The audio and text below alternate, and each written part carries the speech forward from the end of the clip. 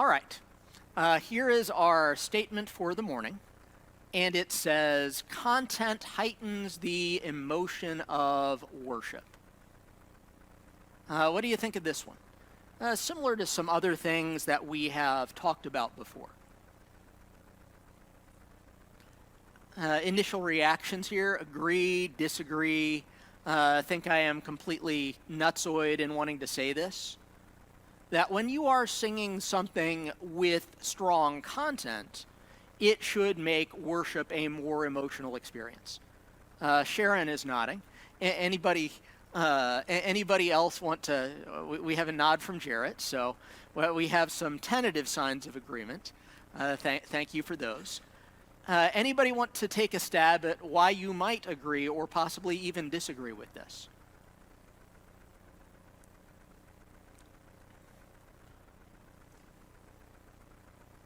Why would this be the case?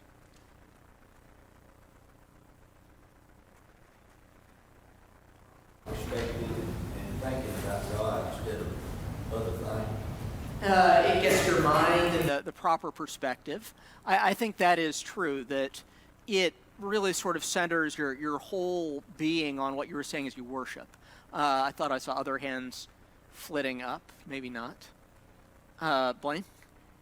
Like Paul was provoked in his spirit in Athens, seeing all the idolatry, and in the same way we can be provoked in our spirit in a good way by content that stirs us. Yes. What Blaine said is that when we look at Acts 17, and it says there that when Paul is visiting Athens, as he's going around in the marketplace, that he is provoked in his spirit by all of these idols and pagan altars and stuff that he's seeing around. And so in the same way when we worship, that we can be provoked in our worship by the good things that we are considering. And I think what's underlying Blaine's comment there is that ideas are not emotionally neutral, are they? Well, some are. You know, I don't know that too many of us are looking at the color of the pews in front of us and saying, wow, I really have a strong emotional reaction to that shade of gray. I mean, maybe some of you do, but it's probably pretty unlikely.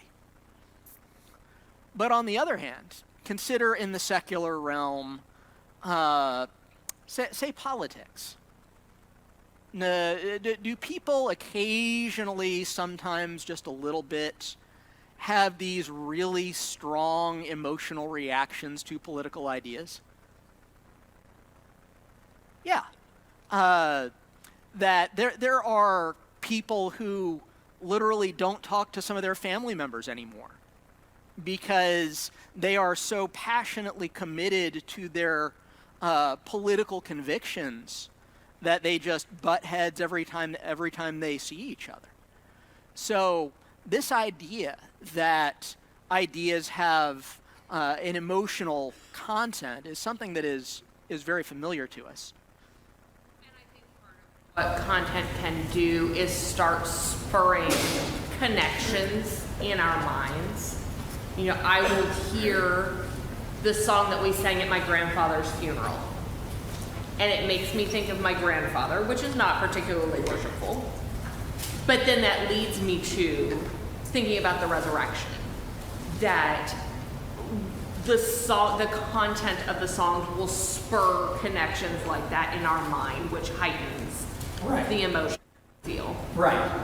And, you know, sometimes we have an emotional reaction to a song because of its past associations for us that doesn't really have anything to do with the content of the song.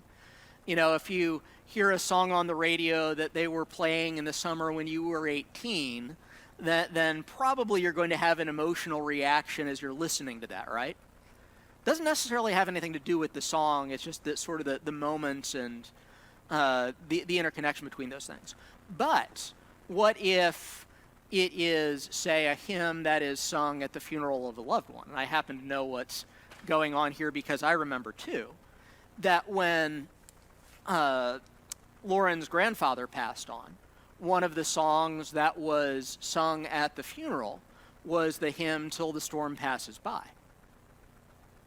And if you are thinking about that song, with its message of keep me safe till the storm passes by, and you are thinking about that in the context of resurrection,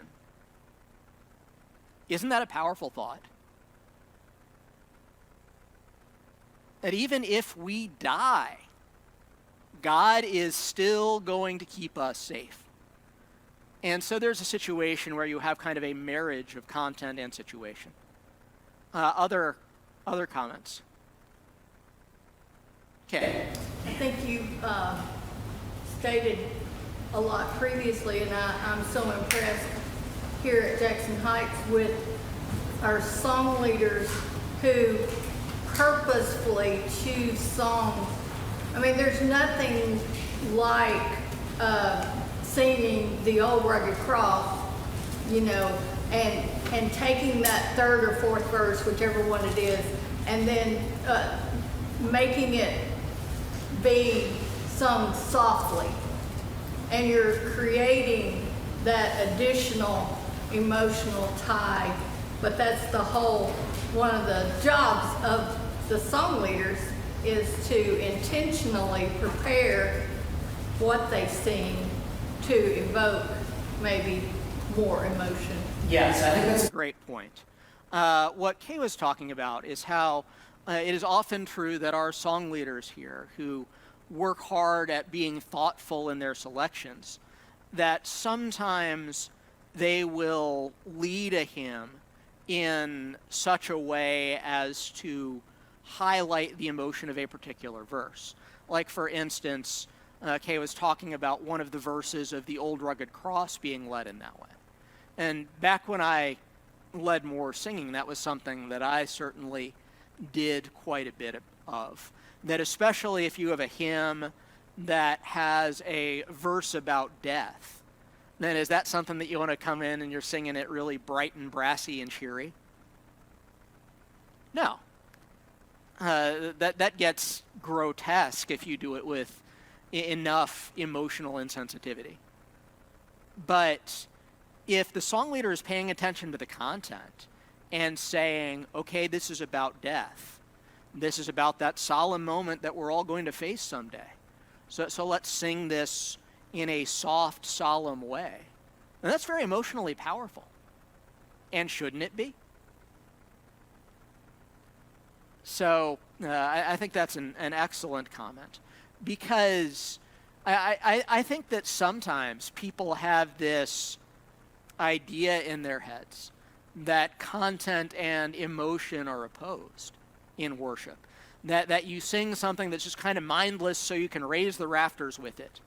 And then on the other hand, you have these hymns that have lots of biblical content that are like broccoli. You should sing them, but you don't really enjoy them. But really, when we're talking about a good hymn is one that is emotionally powerful. And it is emotionally powerful certainly because of good music. Actually, good music is about to be an interesting topic of discussion. But it is emotionally powerful because of what it is saying. Because we're singing about things that are deeply emotionally resonant. Gail? You mentioned with secular things, with or without worship, the way God has designed our body and our minds is thought precedes emotion, thought precedes feelings. And so our content, our thoughts, and it's such a huge blessing because we can go along and not really be thinking about what we're thinking about. We just let whatever fall in our heads be in our, and all of a sudden we may feel really happy or really unhappy. And, but the blessing in that is we get to choose if we want to be happy or unhappy. God didn't make it so that our circumstances, a bigger car. If circumstances made us happy, and we'd have to get a bigger car or a bigger house to make us happy, but it's our thoughts. And so I think that's just one way that God has shown that content affects our emotion. I think that's Me. I think that's right. That what Gail is talking about is the way that for all of us, all the time, our thoughts and our feelings are constantly intertwined. And that's true. That if you think in a certain way, then you'll start to feel a certain way. And often there is a feedback loop in both directions, that if you're thinking about happy things, then you'll feel happier, and so you'll think about more happy things. And the opposite is true, that if you get on a gloomy train of thought, then if you're not careful, that can bog you right down.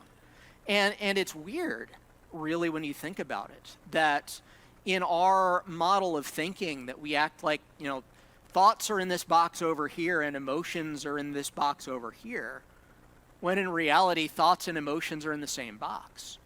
And that you never succeed in getting your emotions out of your thinking.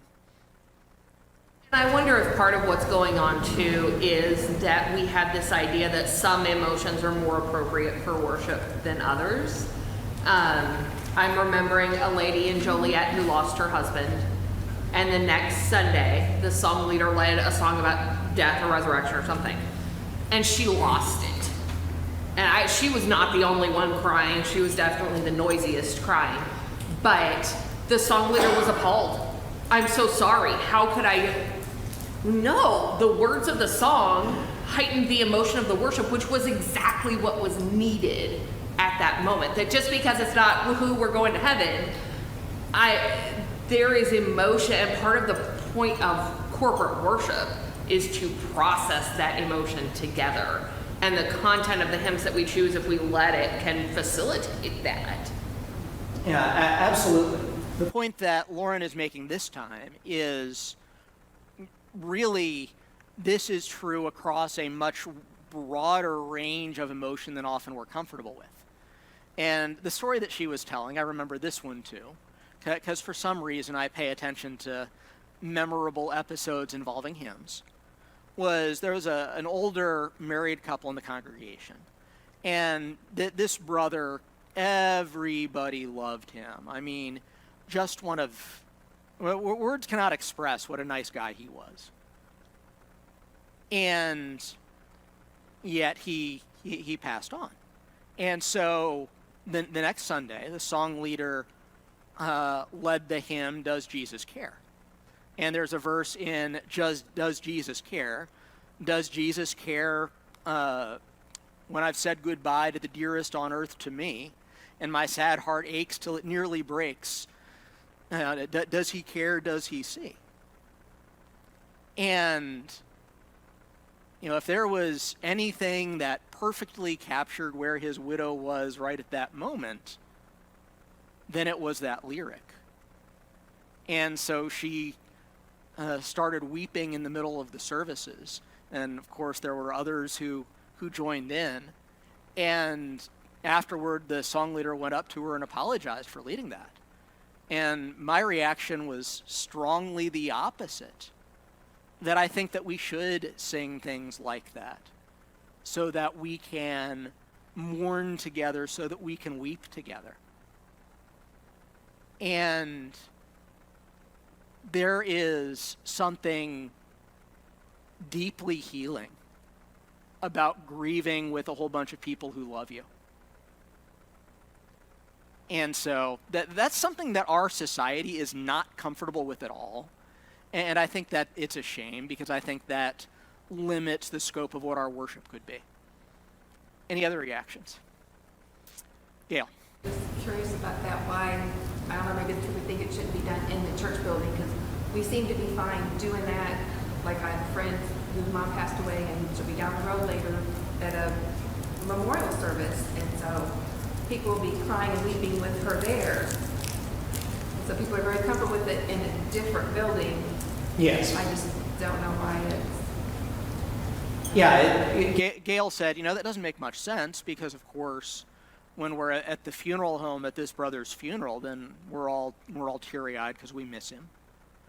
But why is that such a problem here?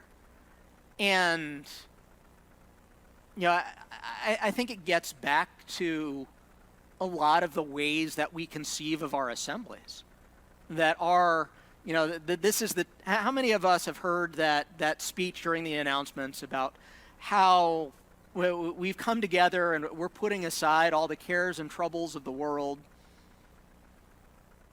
Does that actually happen? If you are really oppressed by something, Is it going to just, meekly wait outside the church house doors until you're done with worship? Doesn't work that way, does it? And I think that means that a lot of the time in our worship, we're playing this game of let's pretend. Well, we have all of these burdens. There are those among us who are struggling and who are suffering. But let's not probe at that, because that's difficult and that's sensitive and that's uncomfortable. But I think that dramatically limits how powerful our worship ought to be. Galia? I just thought of is maybe we've been trained at the funeral home, our focus isn't on God. We should be thinking about God all the time, but I wonder if because at a funeral home we're not trained that we have to be focused on God, whereas here we're focused, there is the each other part, we sing to each other, but we do have times when we are commanded that our focus is on God, whereas at a funeral home, we're not told we have to focus on God, so I wonder if that's part of it. What Gail said, and I think there's a lot of truth to this, is that, funeral home is a time to mourn with the family. Here we're supposed to focus on God. And so focusing on God means that we sort of pack all that stuff away until we're done. And yet, here I am again in the Psalter project. That one of the fascinating things about the Psalms is, this is the Old Testament hymnal, right? This is what God wanted his people to worship with back then. And there are dozens and dozens of Psalms that are really dark. God, I've done everything right. You've betrayed your covenant with me. And so there you have a situation where the Israelites certainly did not believe that coming to God meant that they left behind their problems. That what it meant to them was that they ought to come to God with their problems, that they engaged. Lester? Gail was talking about the song from the funeral home. I never looked at one time because I'd heard the song lots of times. But they sung it at the funeral home. It's called "The Long Black Train." Yeah. Actually, what that song was about doing drugs. Lester pointed out that sometimes the songs that fill us with emotion, if you pay attention, the emotion there is maybe not what it ought to be. He was talking about a song that he hears at funerals a fair amount called "The Long Black Train," and yet if you look at the lyrics to the song, it's actually about doing drugs. So maybe not the most appropriate source of emotion. Anybody else here? Okay, let's go on then, and we will look at our two hymns for the morning. Here is our first. And here, whoever it is who reads this, normally we skip the chorus. This is one where the chorus really needs to be read after every verse. So is there anybody who would like to read this with that proviso? God has not promised. Volunteers? Don, thank you. God has not promised skies always blue, flower-strewn pathways all our lives through. God has not promised sun without rain, joy without sorrow, peace without pain. But God has promised strength for the day, rest for the labor, light for the way, grace for the trials, help from above, unfailing sympathy, undying love. God has not promised we shall not know toil and temptation, trouble and woe. He has not told us we shall not bear many a burden, many a care. But God has promised strength for the day, rest for the labor, light for the way, grace for the trials, help from above, unfailing sympathy, undying love. God has not promised smooth roads and wide, swift, easy travel, needing no guide. Never a mountain rocky and steep, never a river turbid and deep. But God has promised strength for the day, rest for the weary, light for the way, grace for the trials, help from above, unfailing sympathy, undying love. Thank you, brother. Let's look at the next one then. I think we'll skip reading the chorus after every iteration of this one. Who would like to read this? Bobby, thank you. We are soldiers in the blessed war for Jesus. We are marching on with a shout and song. Though the devil tries to bother and deceive us, we'll be ready when the train comes in. We are sweeping on to claim the blessed promise of our happy home, never more to roam. Where the sun lights on the hills of endless glory, we'll be ready when the train comes in. We will go out in the highways and the hedges. We will sing and pray every night and day, till poor sinners leave their sins and follow Jesus, and be ready when the train comes in. See, the land of Beulah lies so plain before you, of a happy life free from sin and strife, where all songs of joy and shouts of holy rapture. Oh, be ready when the train comes in. Come, poor sinner, Jesus offers you a ransom. Through his blood so dear, he is ever near. And the angel throng will shout in happy chorus, if you're ready when the train comes in. Okay. So there are our two entrants for the day.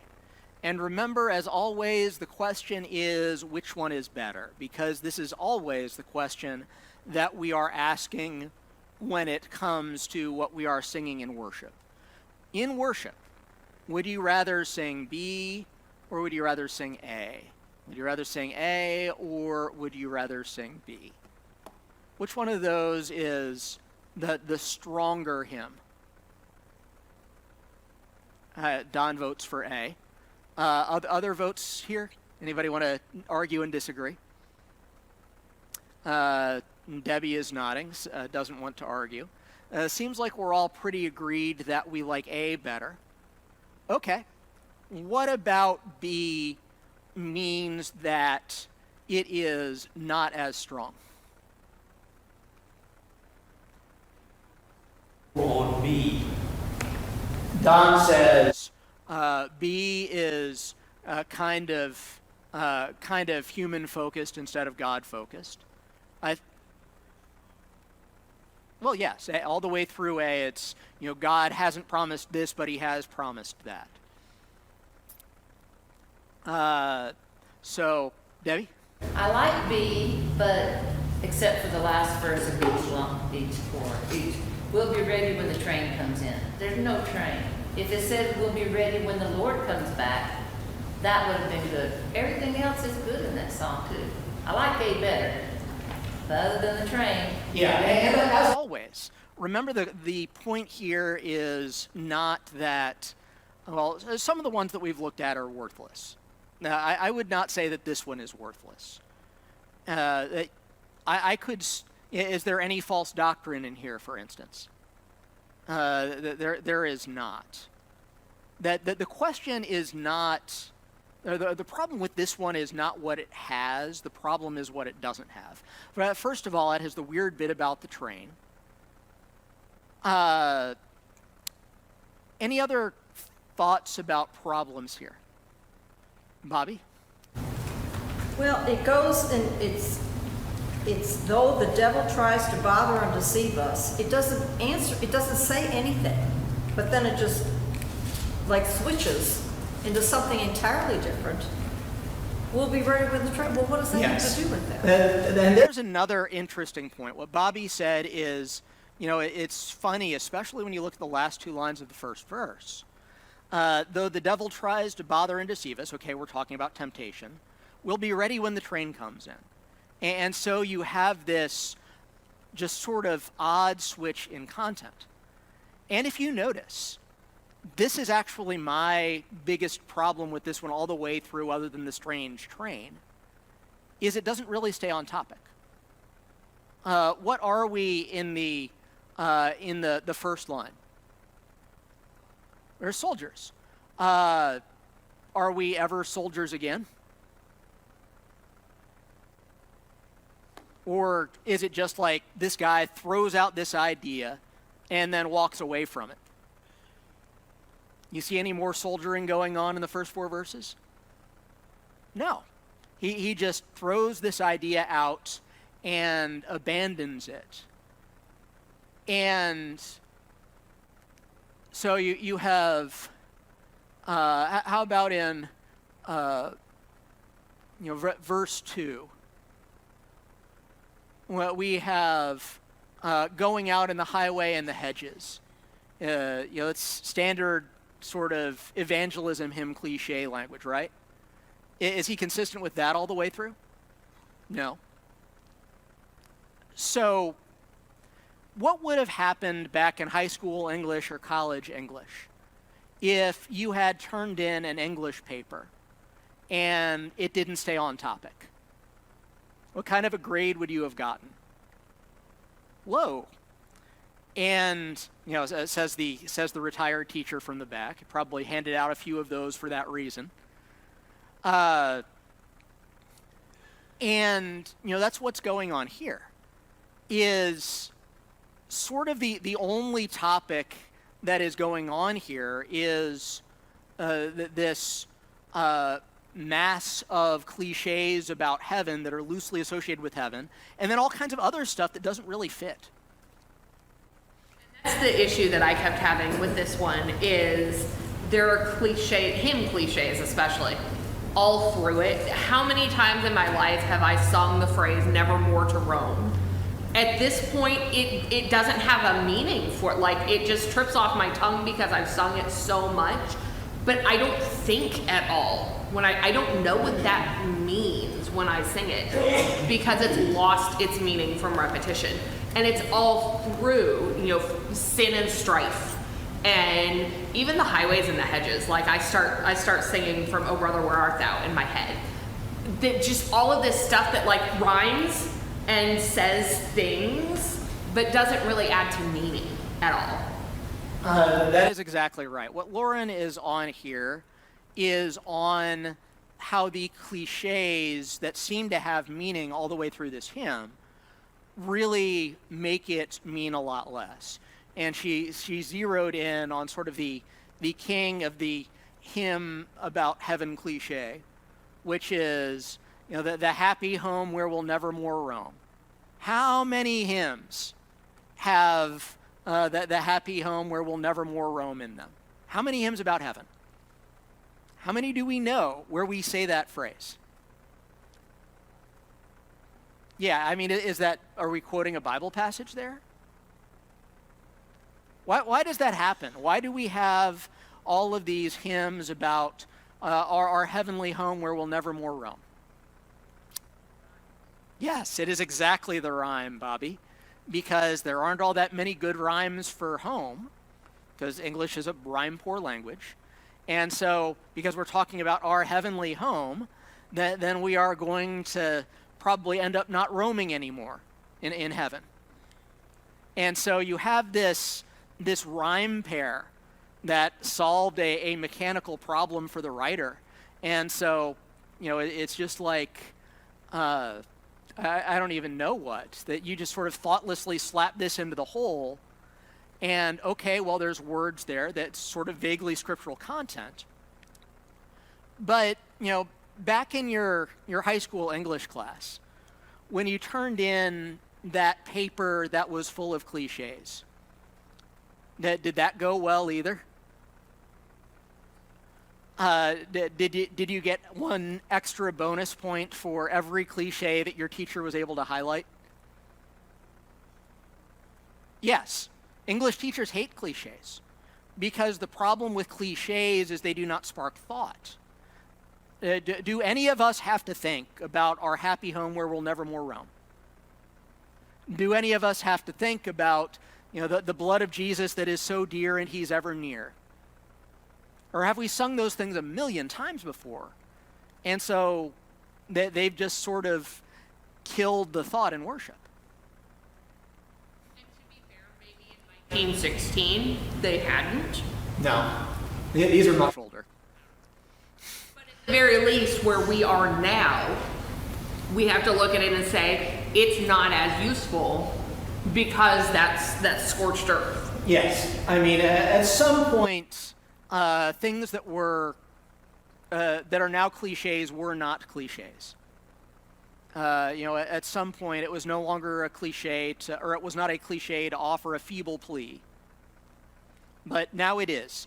How many hymns have feeble pleas in them? Your plea is either feeble or earnest because it's lazy writing. And so all of this just subtly weakens the hymn because you can sing through it and never hit one original thought. There are words that mean things, but they don't engage you. Other thoughts? Was hitting well on when it was written. I really don't believe there's all that many people under the age of 40 that really understand Beulah Land. We don't talk about that. When my great aunt was Beulah, it's still, where is Beulah Land? So what Don is pointing out is that there are some things in here that were cliches and didn't require thought when this was written. That since have actually picked up some meaning because we don't think about them as much. And I think he's actually right talking about Beulah Land here. That was very common 100 years ago. It was no great feat for this writer to incorporate it. But do very many modern hymns talk about Beulah Land? No. So in some ways, it's actually becoming more meaningful. Anybody know where Beulah Land is from? It's Isaiah. That's exactly right. It's talking about the restored Israel in about, Isaiah 50, Isaiah 60, probably Isaiah 60-ish. And, it said that the land will be Beulah and Hephzibah, married and bountiful. That's what Beulah means, by the way, is married. So, there's an interesting Bible thought, but if you're going to talk about a cool thought that is unfamiliar to your singers, then what you should do is build the hymn around it. And this whole hymn would have been a lot stronger if it had been talking about the idea of, God's people have been in the spiritual covenant with him, they've committed spiritual adultery, but God is going to remarry them and bring them back. That would be a neat hymn. But here, you have this cool phrase that had become a cliche in 1916 and doesn't really see any play. He doesn't go anywhere with Beulah Land. Gail? I'm not sure what it meant 100 years ago. I'm not quite that old, but when I was a kid back in the 70s, and I didn't hear it much past then, but there was a common phrase, not a church phrase, but just people on TV, just anywhere, oh, and my train comes in this, oh, and my train comes in this. So back then, that may have been a thing that I wonder if maybe they did at some point associate spiritually, just because there were more spiritual people 100 years ago. Well, maybe. And so I don't know. But there's a song, Beulah Land. Yes. I don't know I don't remember the words, whether it's scripture or not. Places singing all that. So there is a whole song about Beulah Land. Yes. So Beulah Land has been done. I think probably it could be done better than that old hymn. But Gail was also noting that back when she was growing up in the 70s, that people would still say things like, when my train comes in. What I always remembered hearing was when my ship came in. And so it's taking sort of a slang term and importing it into the hymn. No, I'm sure this made perfect sense in 1915 or 1916. Nobody would have looked at this and said, wow, this is weird. It wouldn't have been weird. Other thoughts here? Okay, then. Let's look then at God Has Not Promised and why we like this one. Because the other one had some important but subtle problems. Why is this one so strong that we would rather sing it, even though the problems on the other side were subtle? It is very reassuring, says Don. How so? Having been through some rough times lately. I know that God has wonderful promises for me, and that the afterlife is going to be so incredible, so wonderful, that all of this that I pass through here on earth is nothing. Right. And Don said this is reassuring because even if we're going through hard times, this is a reminder that God is still with us and ultimately he is going to deliver us. And I think that's spot on. Anything else here that we were... Jarrett? I think it puts us all in check, actually, so you don't get delusional thinking that he's supposed to be doing more for you. That's a great point. What Jared said is this is a hymn that keeps us in check because it reminds us of the limitations of scope of the promises that we have. Because isn't what this hymn says about the things that God has not promised, isn't all of that stuff true? You know, has God promised us really easy, happy lives? He has not ever.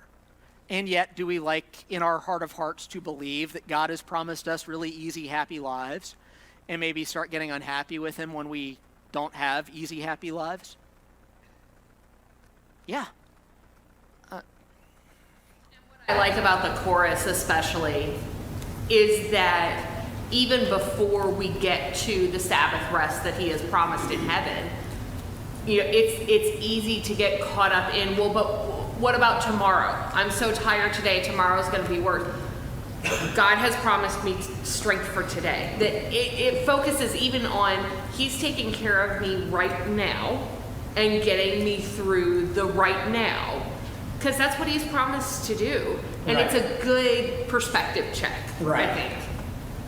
And Lauren's point is that even outside of our ultimate hope, that what we see here is a reminder that throughout our trials, God is always going to provide us what we need. And it is interesting that if you go through that chorus, then maybe some of you did this, you can find biblical citations for every one of those promises. That when the author is saying that God has promised these things, then she is exactly right. By the way, anybody recognize that name? Annie Johnson Flint? There's one that we sing by this author. She is the woman who wrote the world's Bible. It is interesting to me that that is the one that passed into our repertoire by her, but that's how it ended up happening. And if you ever get to feeling sorry for yourself, then go read up on the life of Annie Johnson Flint. This is a woman who was orphaned when she was about 8.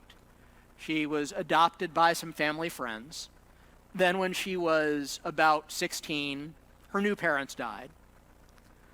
In her early 20s, she was stricken with crippling arthritis so that, you know, she couldn't carry out a normal job. And so what she spent her life doing, because all she could basically do was move a hand like this, she spent her life earning a pitiable living by hand lettering greeting cards.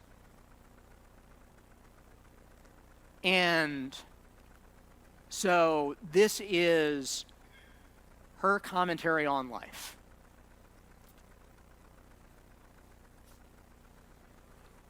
Yes. No, she is... well, that's why it's so good. That this is her trying to make sense of her pain and saying, well, here's what I know God hasn't said, but here's what I know God has said, and this is what I know he will provide to me. Knowing that about her now puts even stronger emotion in this, because knowing that the hand that penned this has been through all of this. Yes. And so I can go through all of it as well. It's been done, I can follow. Yes. This is written by somebody who has suffered more probably than any of us, and yet emerges with this triumphant reaffirmation of the providential care of God. Yes. Actually, I went to the ladies' room for a moment. Maybe you talked about this, but for a new Christian, this is just vital information right off the bat. And have you ever been asked the question, why do bad things happen to good people? You know, this song is actually a beautiful answer. Yes. And that's a great point, Bobby. That here we are back again to the teaching dimension of hymns. What Bobby said is, this is a hymn that would be tremendously useful to new Christians right off the bat, because it offers all of this valuable teaching about what the life of the Christian is like. And with respect to that question, why do bad things happen to good people? This is a lot of what the Bible has to say about it. Carl? Another story of Lazarus. Yeah. And Carl points out that there are other things that we could say in that regard, like we could consider the story of Lazarus, where even though Jesus knew that Lazarus was sick, he delayed going to see Lazarus, even though he knew that Lazarus would die. Well, different Lazarus. Both Lazari, I guess, make sense. So instead of being in, what is that, John 11? Instead of being in John 11, we're in Luke 16. We're talking about the parable of the rich man and Lazarus, where you have somebody who was apparently poor but righteous and suffered greatly, but ultimately was comforted. So, you know, the Bible, we really don't understand what we have, brethren, because we're so used to having it. How much we benefit from the profundity of the Bible's answers about human suffering. I really don't know how people go through suffering without sort of that doctrinal framework to navigate your way through it. And where you can, no matter how bad things have gotten for you, as long as you are in Christ, then you can consider the future with hope. And that God will be faithful to his promises. And that is a powerful and a beautiful thought. Tool for the modern, more modern concept that God just wants me to be happy. Yes. That when people find themselves suffering, they find any escape and say, well, God just wants me to be happy. And especially when you sit down and find the scriptures in the chorus, say, no, this is what God has for you. It's not, God doesn't want you to be unhappy, but God will give you this. He's not going to give you the out from your unhappy marriage or whatever it is. Yes. He gives you strength and grace and understanding and sympathy. Yes. But still expects. Yes. And Lauren points out that, you know, here too, you have all the people around us who will justify their bad behavior by saying, God just wants me to be happy. And yet, all of the true things that this hymn says point in the opposite direction. God does not want us to solve our problems through being evil. God wants us to solve our problems through leaning on him. And as long as we're on the subject of false teaching, how about, you know, all of the prosperity gospel preachers? Do they want you to believe that God has promised skies always blue and flower-strewn pathways and all the rest? Yeah, that's what they're selling. That as long as you're in that right relationship with God, everything's going to be great. Which, I mean, that's not even true to human experience.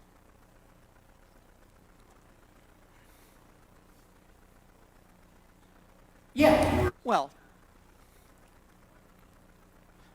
and you know, what Blaine points out is that even though you don't really have biblical justification for this belief, that is something that's been said from the beginning. That even in the time of Jesus, for instance, when Jesus encounters the man born blind, then anybody remember his disciples' question at that time? Who sinned? Was it that this man or his parents that he was born blind? That if something bad happens to you, it must be because you were unrighteous. And the funny thing is, back to the Psalms are way more sophisticated than that. The Psalms grapple with the questions of, okay, I've been righteous, how come I'm getting clobbered? But people don't want, I guess, even 2,000 years ago, they didn't want to grapple with that complexity. And so it was much easier to assume, well, God is just going to give you whatever you want as long as you're vaguely religious and everything's going to work out. Gail? I appreciate the Lord mentioned that God doesn't want us to be unhappy. So often people pit those two together because they're so scared someone's going to go after and pursue happiness that they won't pursue God. But happiness is just one of our choices. Just like He's given us all these things we can look at, because like you say, the content and emotion, it's possible sometimes to even be happy. I'm not saying giddy, but just happy in really, really hard times. Yeah. So that can be one of our blessings, is that we can be happy in those times. It just takes thought, but that doesn't mean it's required. But And Gail points out that it's not true, on the other hand, that God wants us to be unhappy either. That for the Christian, it is possible to find joy even in the midst of great sorrow. But I think that the point of this hymn really is that God just doesn't evaluate our lives on the happy or not continuum at all. That's not His interest. And God's concern is whether we are seeking Him and whether we are going to spend an eternity with Him. So why don't we sing this one? Anybody want to take a guess? I mean, I think we're all agreed, aren't we, that these lyrics are pretty phenomenal? Why don't we sing this one, Ben? Guessing the music isn't that great. You got it, come on, brother. But I was going to say, honestly, I've kind of just been taking it in the whole time. Neither one of these songs just blows me away. I do like the words of the second, well, the one we chose to look at second. But I think the strongest part of it for me is how it contrasts. And, really happiness is fairly meaningless if you don't know sorrow. Yeah. Like if all you've ever known is happiness, sorrow, is what makes happy happy. And that sort of thing. But, I actually thought, one of the things I really thought about was that the song we beat up on a little bit, we actually sing songs that are more disjointed than this. We do. And have worse analogies than our train coming in. We do. So maybe... But I'm not talking about familiar things with the Repertoire.